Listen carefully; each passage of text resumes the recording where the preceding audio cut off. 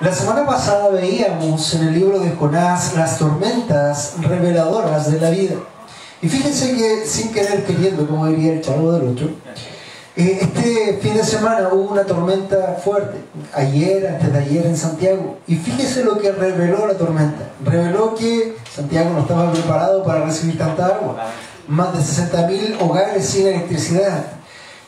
Creo que también reveló que no tenía la suficiente capacidad para poder manejar bien el agua potable, y Santiago quedó con un límite de 36 horas de agua potable porque los ríos que abastecen el agua estaban tan turbios por la tormenta que solamente tenían 36 horas. Eso era hasta hoy día a las 3 de la tarde, creo.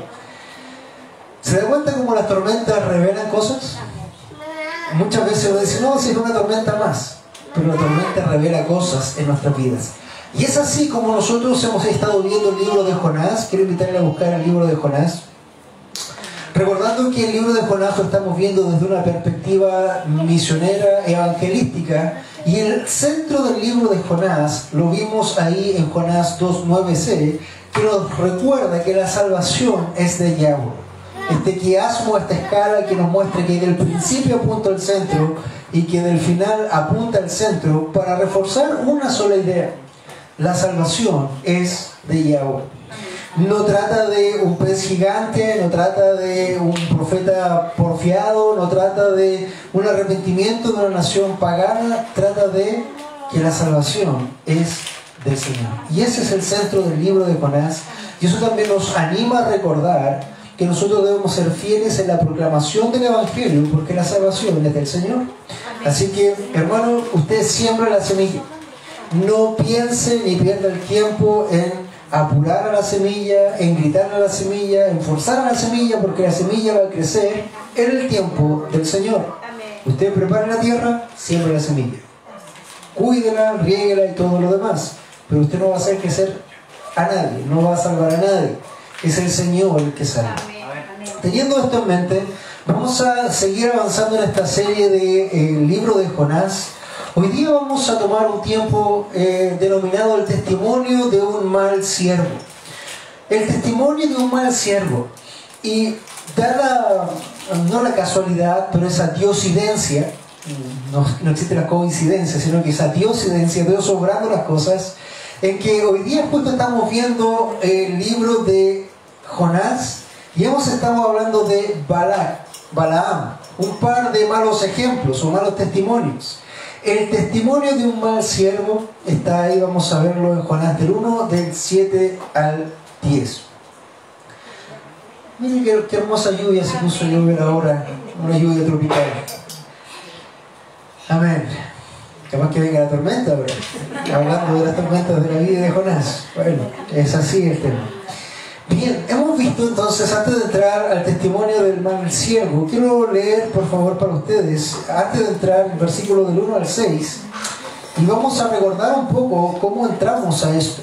Vino la palabra del Señor a Jonás, hijo de Amitai, diciendo: levántate, ve a Nínive, la gran ciudad, y proclama contra ella, porque su maldad ha subido hasta mí.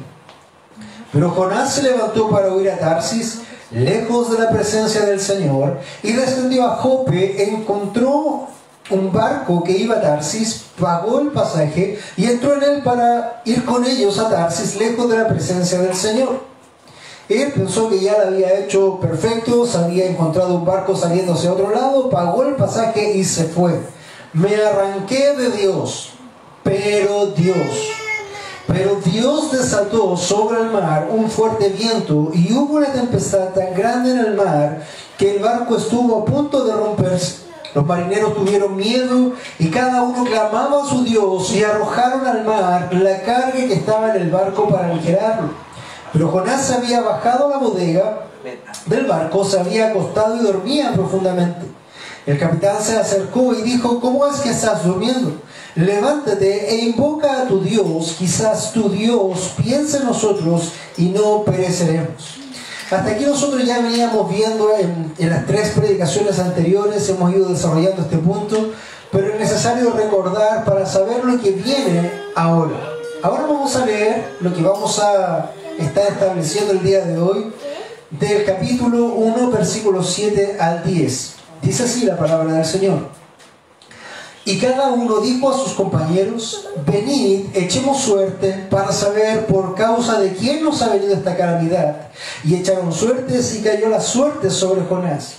Entonces le dijeron: decláranos ahora por causa de quién nos ha venido esta calamidad. ¿Qué oficio tienes y de dónde vienes? ¿Cuál es tu tierra y de qué pueblo eres? Y él le respondió: soy hebreo y temo al Señor Dios del cielo, que hizo el mar y la tierra. Y los hombres se atemorizaron en gran manera y le dijeron: ¿qué es esto que has hecho? Porque ellos sabían que él huía de la presencia del Señor, por lo que él les había declarado. Padre Santo, vamos una vez más delante de tu presencia, clamando en esta hora, para que tú seas limpiándonos, Señor, con esa agua purificadora. Así como de los cielos cae esta agua en este momento, limpia nuestras vidas, nuestras mentes, nuestras almas, nuestros corazones, Señor, para estar delante de ti de una forma limpia, de una forma acepta, Señor. Quiero rogarte en esta hora también que seas tú hablando a través de tu palabra, a tu congregación, a tus hijos, Señor. Que este predicador no te sea un estorbo, Padre Santo. Te ruego, Señor, que tú seas tomando el control en esta hora de mi vida y también de mis palabras. Y que mis pensamientos no enturbien, Señor, tu consejo. Señor, te ruego que seas tú ministrando a esta congregación que es tuya. Y, Señor, también con temor y temblor nos presentamos una vez más delante de ti, delante de este púlpito, Señor. Guíanos, Señor, y ten misericordia de nosotros. En el nombre de Jesús. Amén y amén. El testimonio de un mal siervo. Quisiera recordar, hermanos, que no necesariamente Dios va a usar buenos testimonios para hacer cosas. Hay veces que Dios usa también malos testimonios. De hecho, leíamos el libro de Números y teníamos el caso de Balaam, este siervo que se vende por dinero. Y de ahí nosotros entendemos que la Escritura no es algo que sea para ganancia deshonesta, sino para toda buena obra del Señor. Tenemos ejemplos también en la Escritura de otros personajes que nos dejan malos ejemplos, pero también aprendemos de ellos. Es el caso de Coré, que se revela la autoridad de Moisés y finalmente Dios viene y destruye a Coré tragándose. Trágame tierra. ¿Han escuchado eso? Bueno, eso viene de Coré, de esa revelación. Son malos ejemplos. No sé si ustedes recuerdan también a Judas Iscariote, alguien que negó a Jesús y nos dejó un mal ejemplo en cuanto a la traición.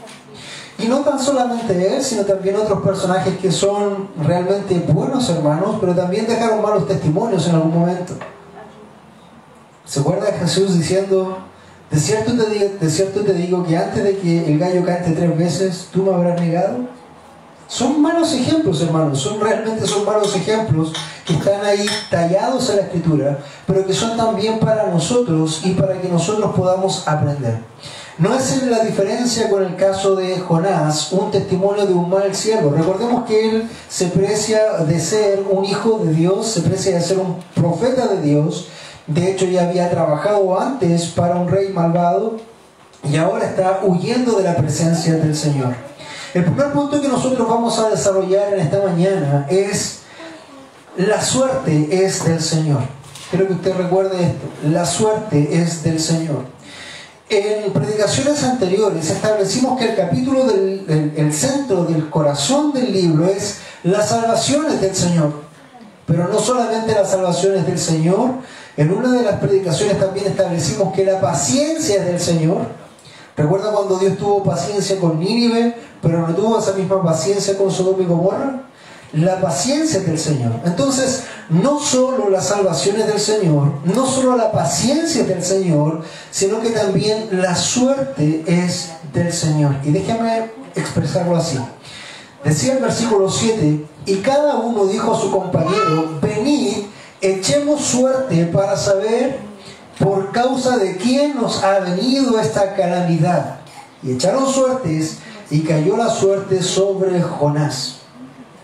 Debemos recordar que el mundo de los marineros siempre ha sido de mucha superstición, pero no solamente por un asunto de superstición, sino que también por lo que están viviendo acá. Hay diferentes formas de echar suerte. No sé si usted ha visto la película, que el que tiene que sacrificarse, toman unos palitos, dicen el más largo, el más corto, el que saque el más corto, ese es el que pierde.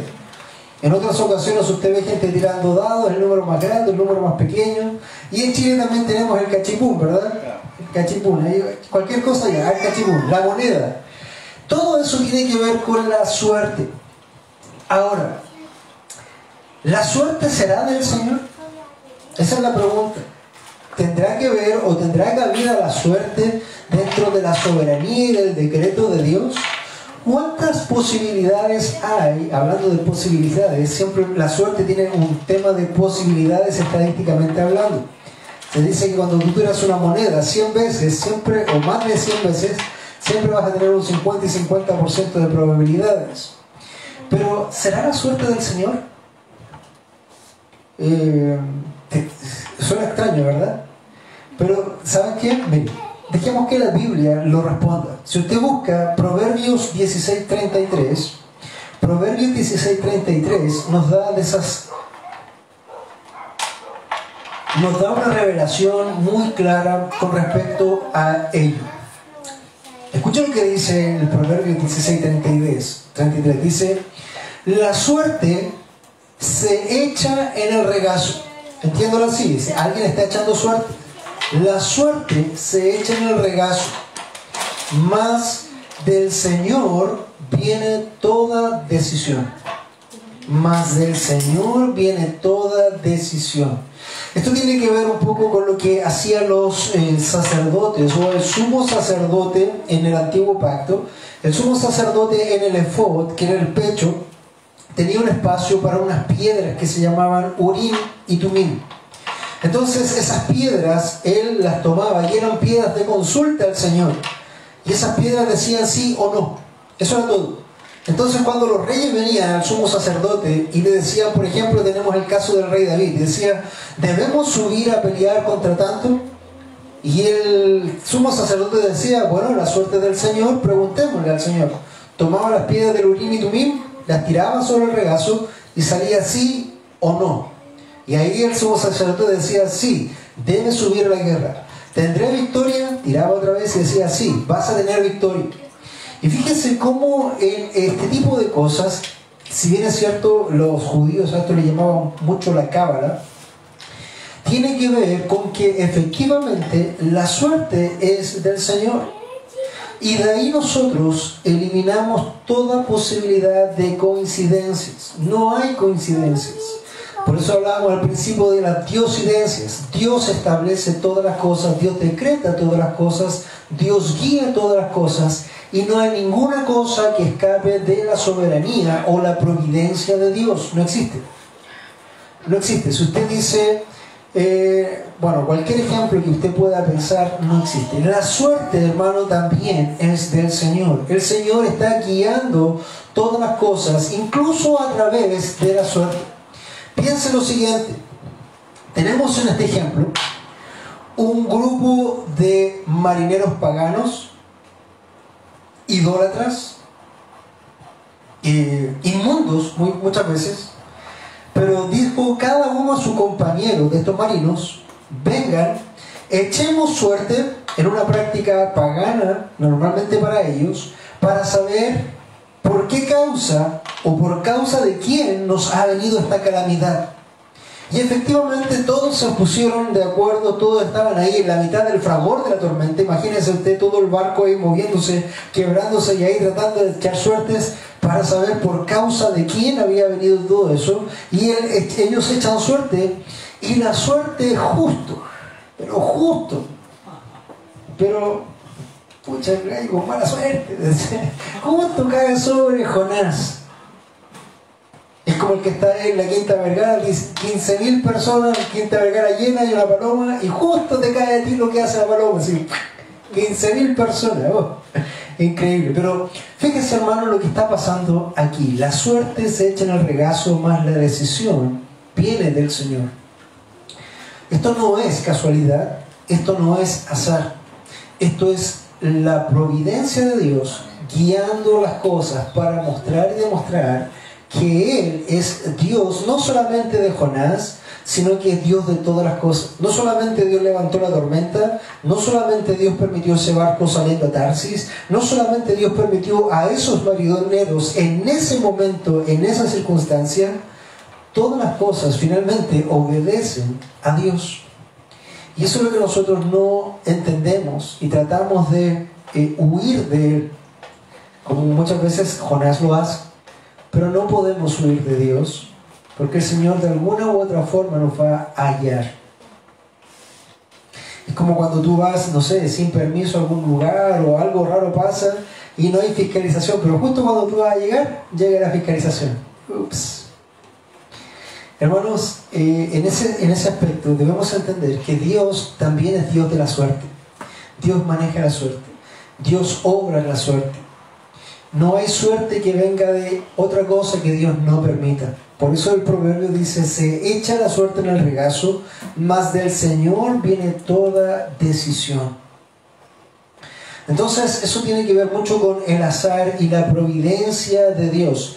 Entendamos lo que esto tiene que ver con temas puntuales de Dios. No se vaya a equivocar en esto, no vaya a tomarse de mis palabras y vaya a salir de aquí directo a comprarse un loto o un kilo o alguna cosa. Si al final el pastor dijo que la suerte era en el Señor, bueno, entonces voy a ir a jugarme un lotito.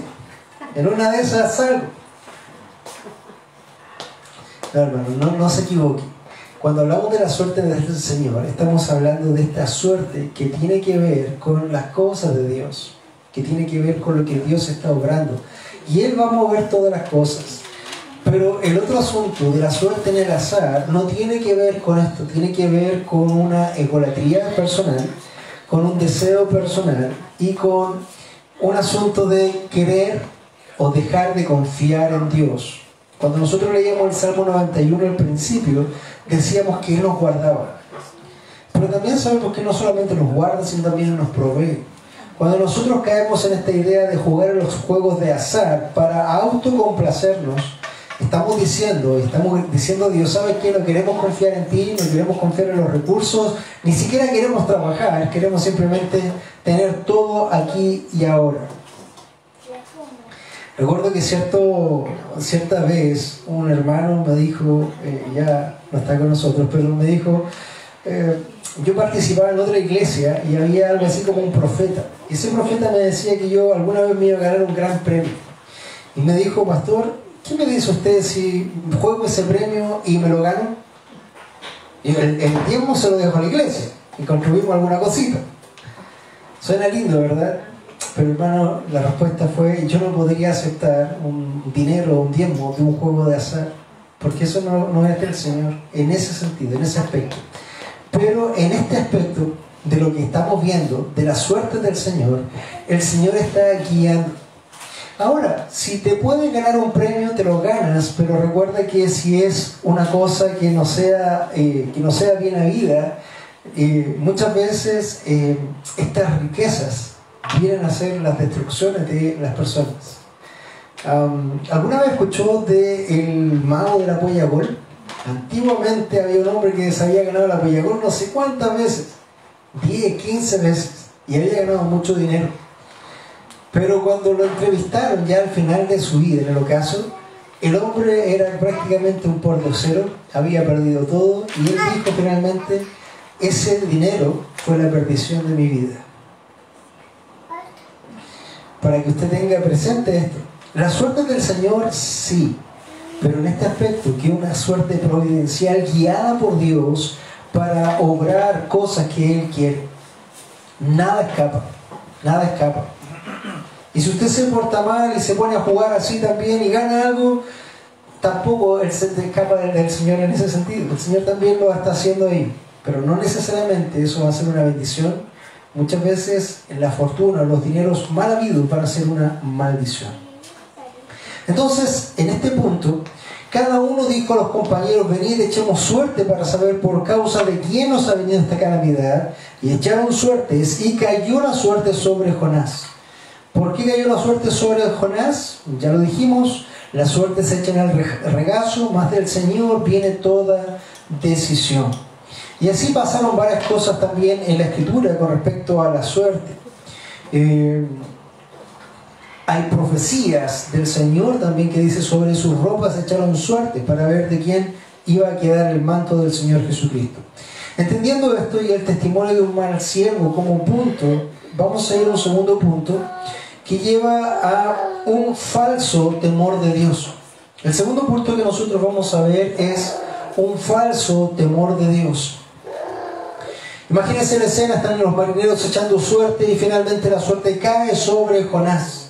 Cada uno clamaba a sus dioses, cada uno estaba atento a lo que estaba ocurriendo, cada uno estaba clamando por su vida.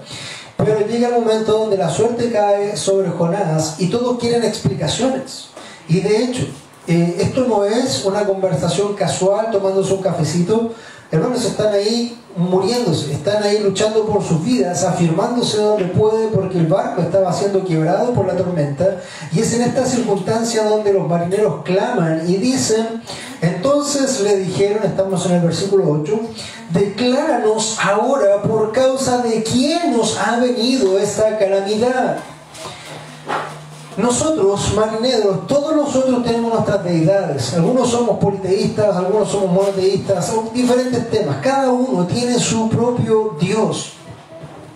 Y nosotros hemos evaluado y hemos visto que finalmente al echar las suertes cayeron sobre ti. Decláranos de quién o de dónde eres. ¿Por qué nos ha venido esta calamidad?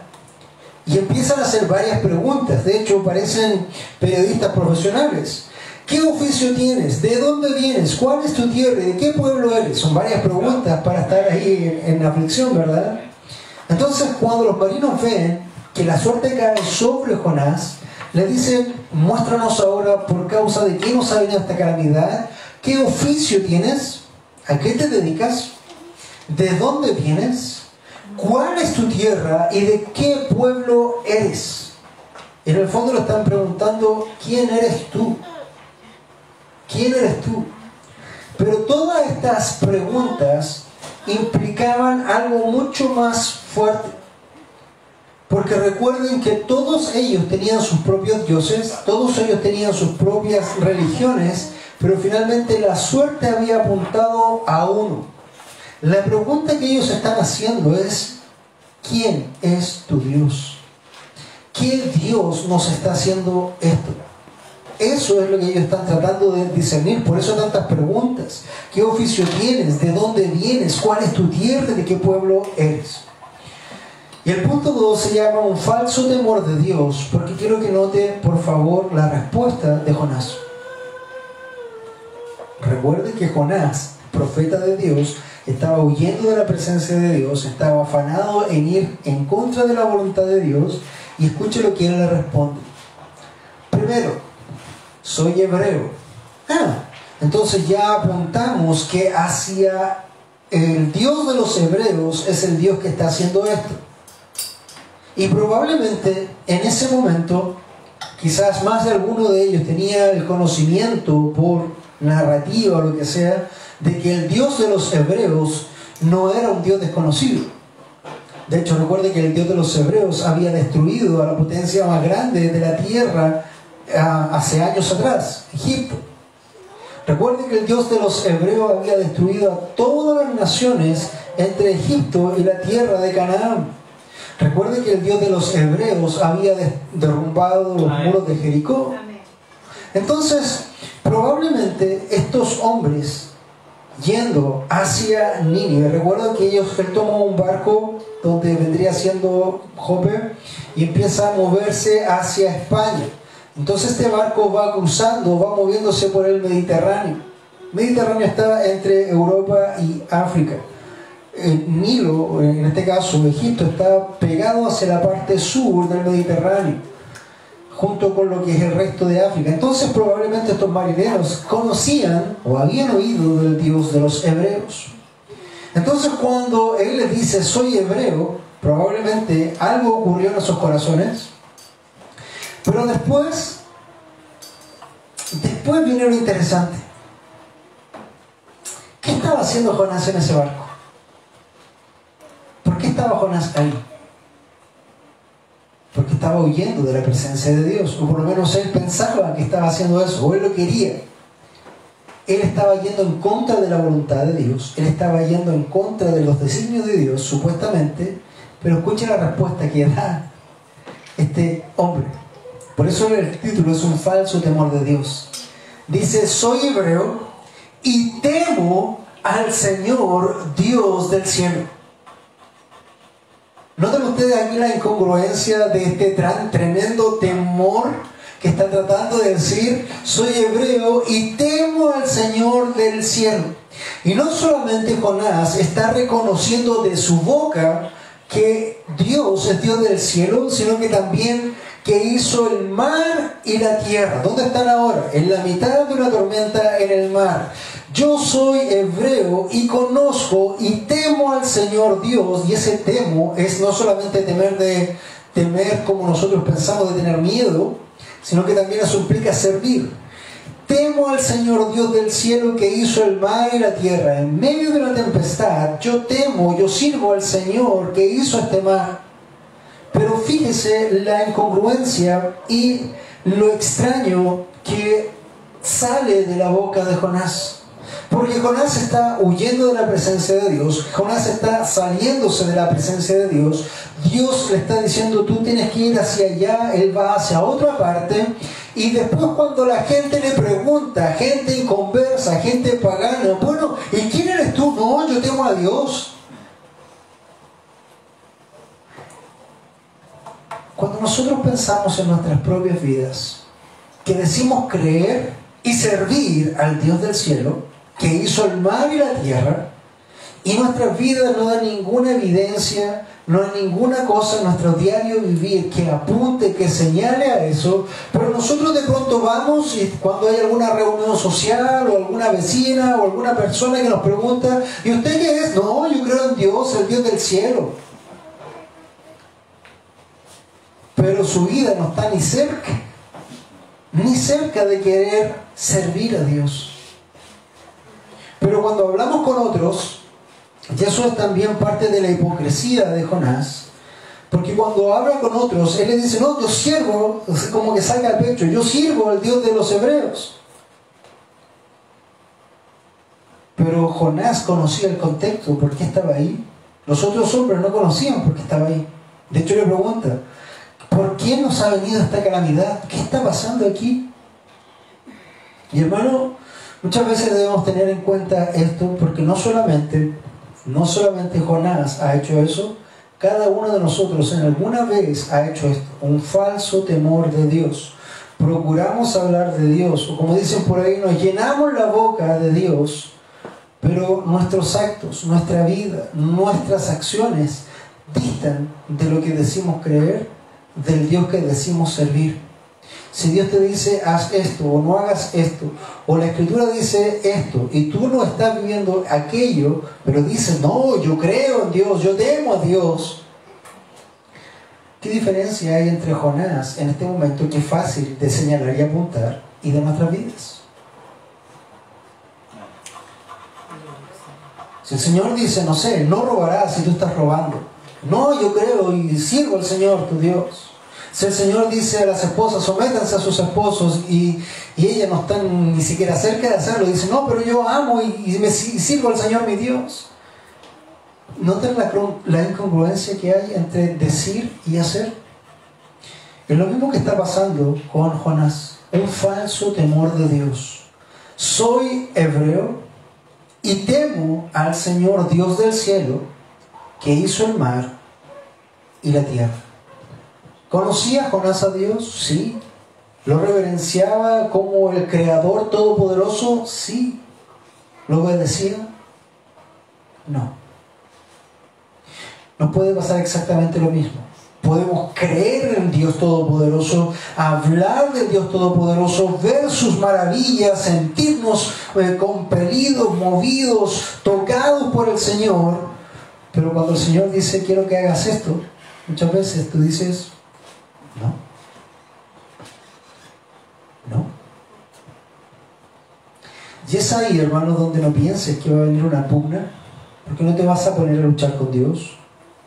Dios te va a dejar un poco, te va a soltar un poco la cuerda, pero va a haber un momento donde va a tirar el jalón. No sé si has visto los dibujos animados donde de pronto hay un perro amarrado que corre con toda su velocidad persiguiendo algo y tiene bastante cuerda, pero de repente se acaba la cuerda y ¡pum! Pega el tirón, el perro y salta hacia atrás.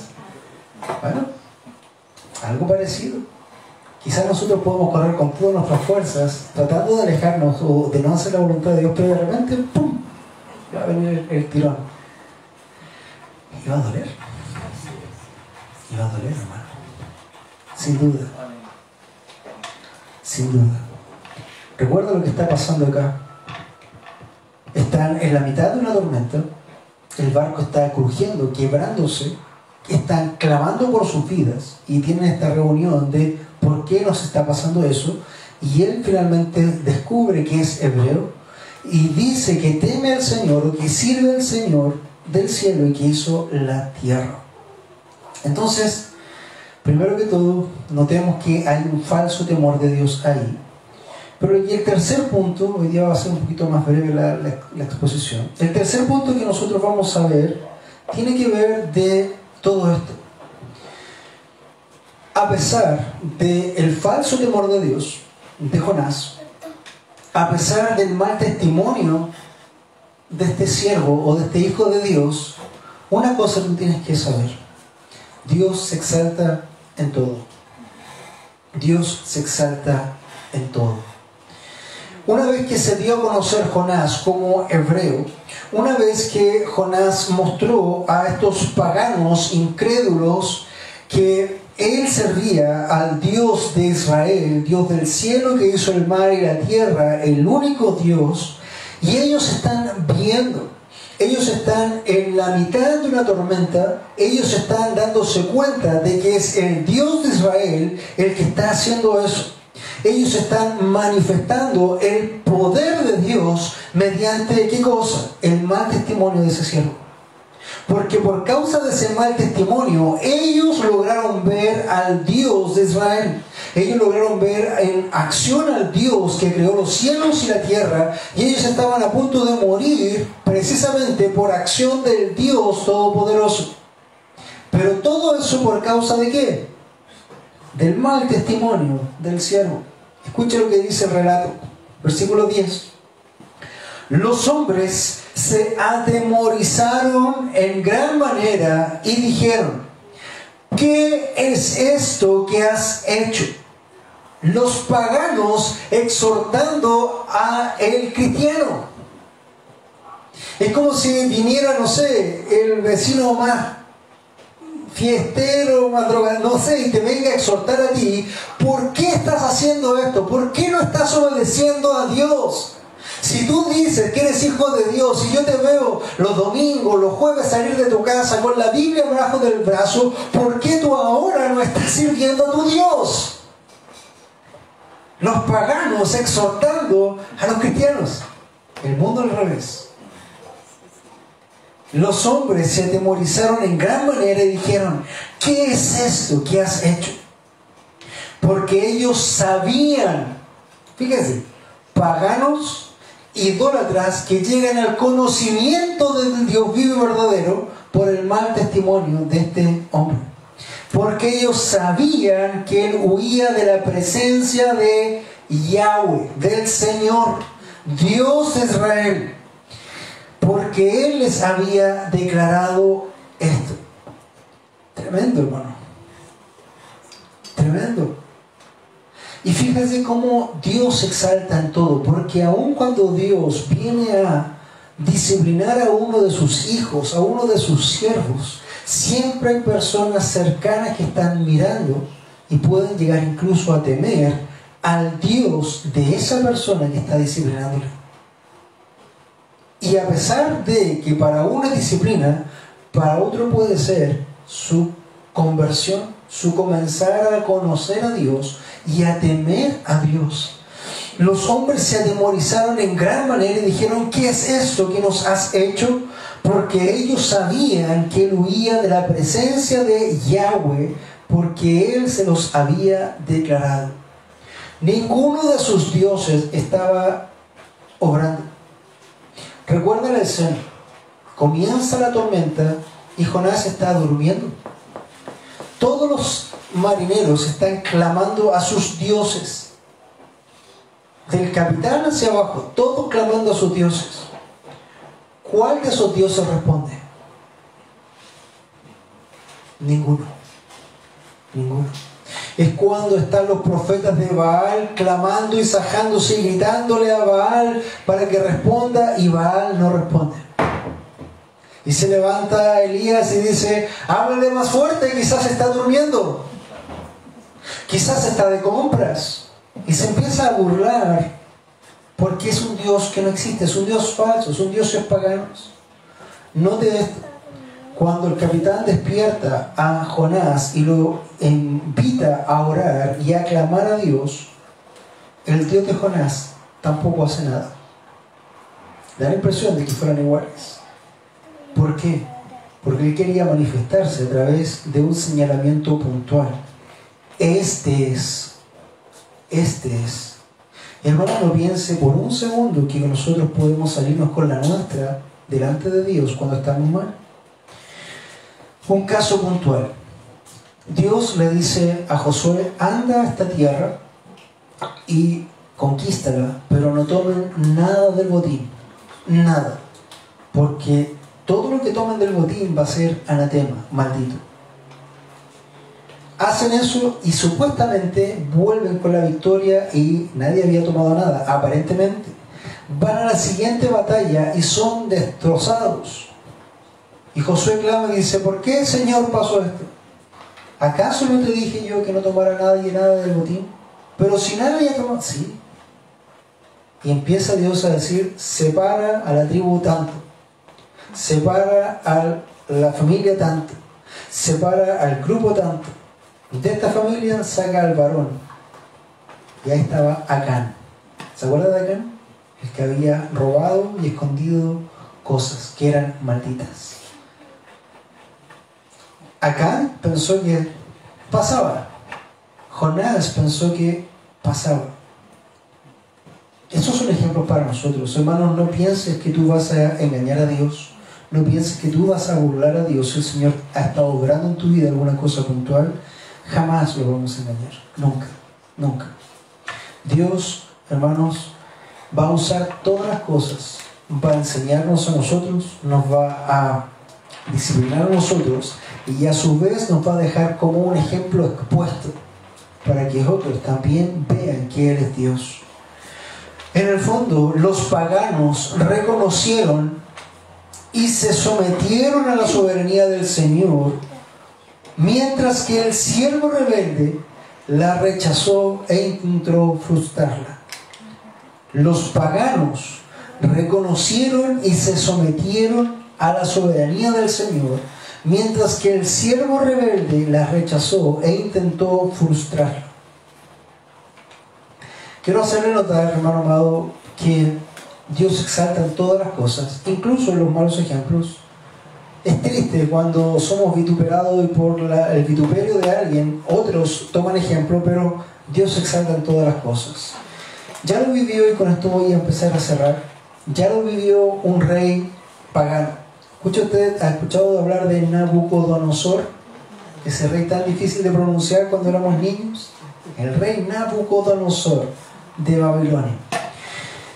Era el rey más soberbio, más altivo, pero era el rey más poderoso de toda la tierra. Y probablemente fue el rey más poderoso que ha existido en toda la humanidad, hablando de los reinos humanos.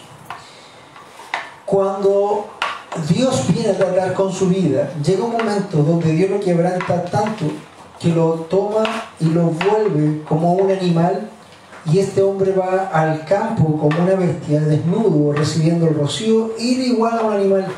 El rey más poderoso de la tierra, el más soberbio, el que se vestía con mejores ropas, el más alto de todo, quebrantado y humillado como un animal en el rocío. Finalmente, ¿qué hace este rey cuando el Señor lo restaura? Un rey pagano. Escucha lo que dice. Dice: pero al fin de los días, yo, Nabucodonosor, alcé mis ojos al cielo y recobré mi razón, y bendije al Altísimo, y alabé y glorifiqué al que vive para siempre, porque su dominio es eterno. Hermano, aquí no está hablando un cristiano, está hablando un pagano. Porque su dominio es un dominio eterno y su reino permanece de generación en generación, y todos los habitantes de la tierra son considerados como nada, mas él actúa conforme a su voluntad en el ejército del cielo y entre los habitantes de la tierra. Nadie puede detener su mano ni decirle: ¿qué has hecho? Este es el reconocimiento del rey Nabucodonosor, precisamente ante este poder de Dios y cómo él ha quebrantado a través de malos ejemplos. En este caso estamos viendo también el libro de Jonás. Cuando tú empiezas a caer siendo cristiano y empiezas a caer en desgracias y empiezas a venir cosas complicadas en tu vida por tu negligencia o tu desobediencia, las personas que están cerca de ti y que saben que eres cristiano comienzan a aprender acerca de Dios. Empiezan a señalarte y te van a decir: ¿y dónde está tu Dios? Vergüenza, ¿no? Vergüenza que viene sobre nosotros por precisamente hacer esto que estaba haciendo Jonás. El comportamiento de Jonás reflejó ese nuevo conocimiento para esos hombres paganos. Por la desobediencia de Jonás ellos conocieron a Dios. Y no quiero decir que la desobediencia de Jonás es buena. No quiero decir o justificar la desobediencia de Jonás.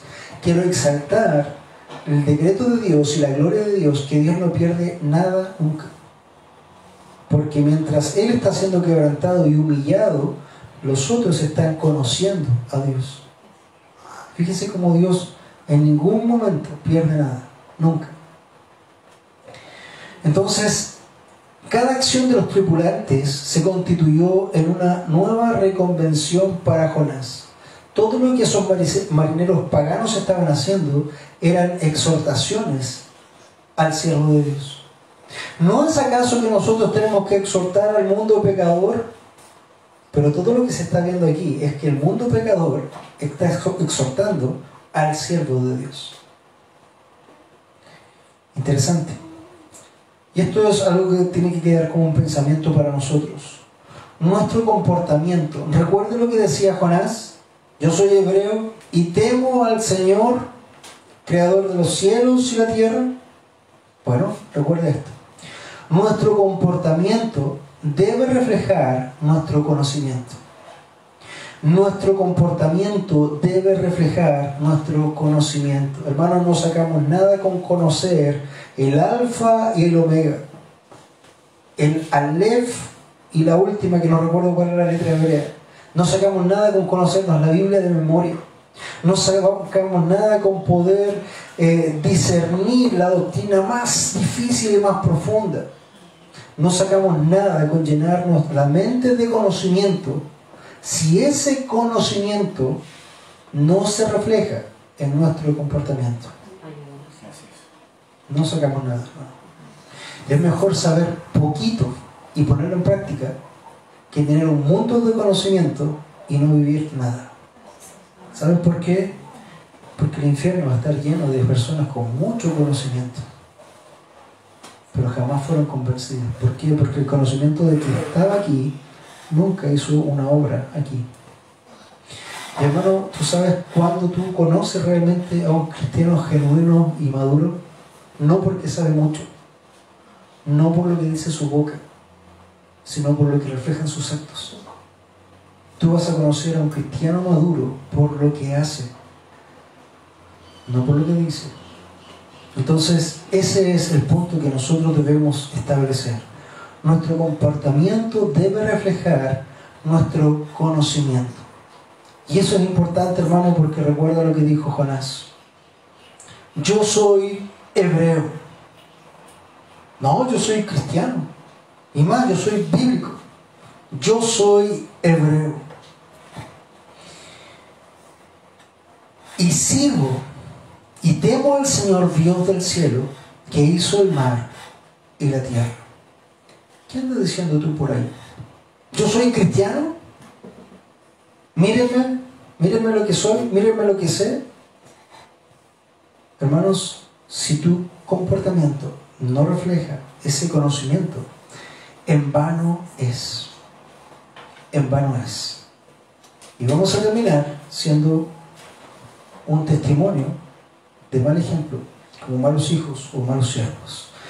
Espero que el Señor sea obrando en nuestras vidas, en todas nuestras vidas, porque todos estamos propensos a llegar a ser un Jonás en algún momento.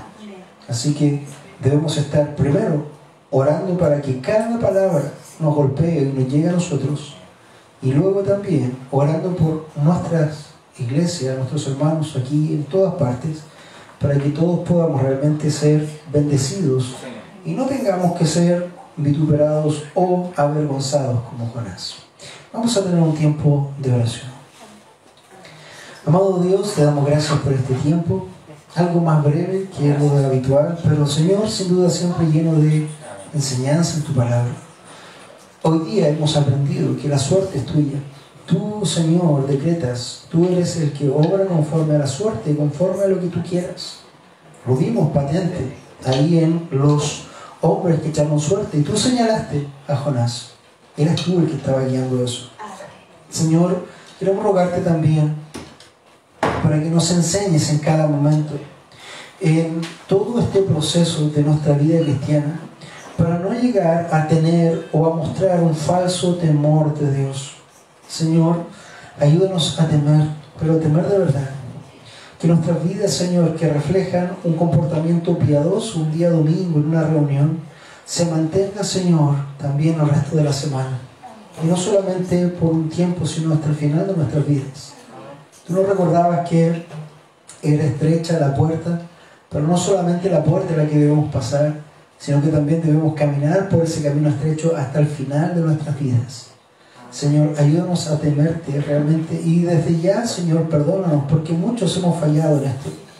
Señor, muchas veces te tememos, te conocemos, pero aún así ese temor y ese conocimiento no impide que seamos rebeldes, no impide que seamos contumaces, no impide que seamos, Señor, muchas veces o caigamos en pecado.